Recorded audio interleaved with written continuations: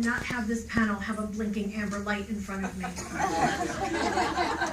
I'd also like to say how wonderful it is to meet so many of you that I've known only as virtual friends, and today you have a face and a body. My name is Stephanie Scherr. I'm the founder of EchoAction New Hampshire.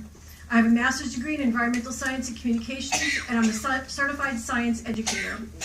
I feel that I now have an honorary degree in community organizing, social media storming, and political lobbying. I live in southern New Hampshire, where Kinder Morgan tried to literally blast their way through the Granite State in relentless pursuit of the Northeast Energy Direct NED pipeline.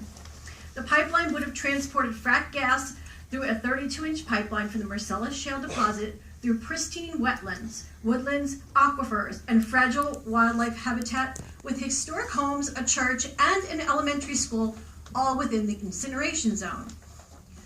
The antics of the Blue Man Group, Kinder Morgan, had us begging FERC to halt scoping hearings as the pipeline route kept changing, adding more affected landowners each time. While we frantically searched maps and located the newly impacted landowners, Kinder Morgan published reports with nearly 10,000 to-be-determined labels, apparently acceptable to FERC. It was like signing a blank check and hoping you don't have your account drained. Kinder Morgan's people would swoop into the communities like vultures, negotiating deals with uninformed citizens and towns, promising lucrative deals or perks like a fire truck, pressuring citizens with promises of safety, and we didn't buy it. When Kinder Morgan uploaded a draft of their environmental report on a Friday afternoon, leaving just days to sort through the enormous document before scoping, landowners called FERC. Their calls were met with incredibly rude, disrespectful, condescending responses. The following comments were made by FERC employees Sarah McKinley and Marcia Lorensky at the FERC landowner helpline. Sarah told one caller, "Compressor stations are just big chemical plants. There is no pollution. I don't know what you're worried about. I have worked on gas pipelines with FERC for over 30 years, and I've never even heard the term blowdown. You have been sold a bill of goods. You need to get off YouTube." And then she hung up. Sarah told another caller, "You and your folks can take as long as you want to process and digest the information. You don't need it for scoping. Your FERC comments sent in to us are just the same as testifying at scoping." Marcia told another caller that she talks to Kinder Morgan on the phone. They're wonderful people. They don't want to hurt anyone. She said that she'd be at work until 7 o'clock that night, donating her time to FERC, talking to people to make them feel better, and you shouldn't be upset. Believe me, this is not the kind of response that makes anyone feel better. Living in New Hampshire has afforded me the opportunity to speak with many presidential candidates. I told Jeb Bush he was standing in a community fighting the NED pipeline and asked if he'd give back the $2 million he received from his friend Richard Kinder of Kinder Morgan, or call for a no build of the NED pipeline. Without flinching, he said, "Neither." He incorrectly told me pipeline siting is a local issue. C-SPAN filmed me telling Hillary Clinton that I had concerns about the oil and gas industry backed FERC. I asked what she could do to help us. She said FERC should pay more attention to local issues. I followed up saying that FERC is funded by fossil fuel industry.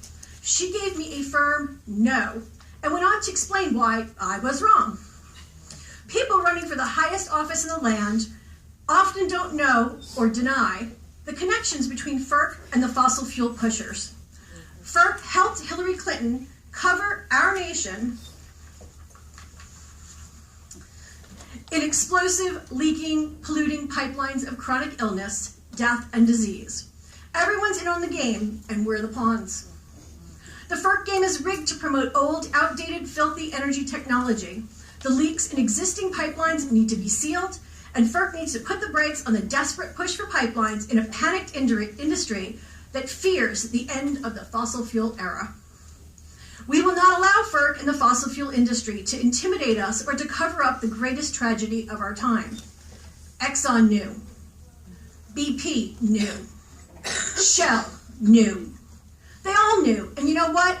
FERC knew.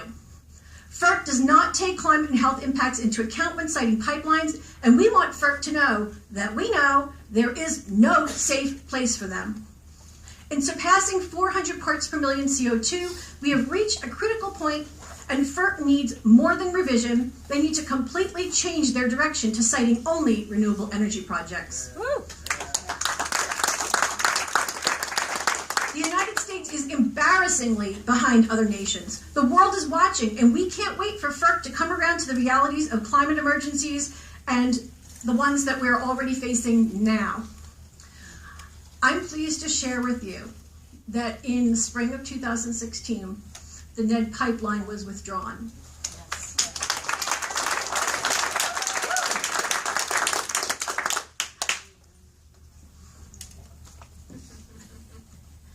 That is my wish for all of you.